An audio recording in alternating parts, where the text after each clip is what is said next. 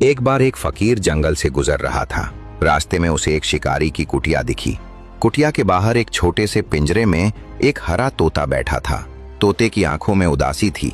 जैसे ही फकीर पास आया, तोता बोला, बाबा, अगर तुम्हारा रास्ता जंगल की तरफ जाता है और वहां तुम्हें मेरे जैसे तोते मिले तो उन्हें बता देना कि मैं यहाँ बंद हूँ और उन्हें बहुत याद करता हूँ।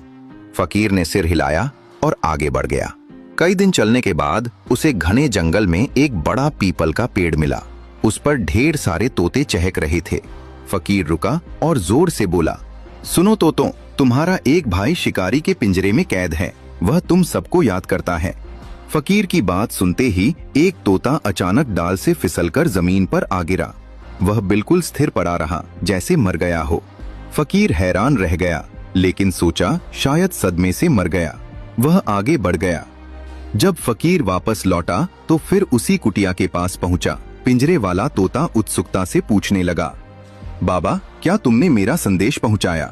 फकीर ने कहा, हाँ, लेकिन एक अजीब बात हुई।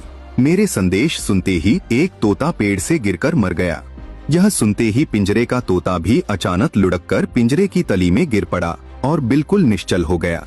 शिकारी यह देखकर दुखी हुआ। उसने सोचा तोता मर गया। उसने पिंजरे का दरवाजा खोला और तोते को बाहर निकालकर झाड़ियों में फेंक दिया। लेकिन तोता जमीन पर गिरते ही फुर से उड़ा और ऊंचे पेड़ की डाल पर जा बैठा। वहां से उसने मुस्कुराते हुए फकीर की ओर देखा और बोला, बाबा, जंगल वाले तोते ने मुझे रास्ता बताया। आजादी पाने के लिए ताकत से ज्यादा अक्ल काम आती है। फकीर भी मुस्कुरा दिया। उसने समझ लिया कि जंगल के तोते ने अपनी जान की परवाह किए बिना अपने साथी को बचाने का उपाय सिखा दिया था। सीख, कभी कभी मुश्किल हालात से निकलने के लिए ताकत नहीं, बुद्धि और धैर्य की जरूरत होती है।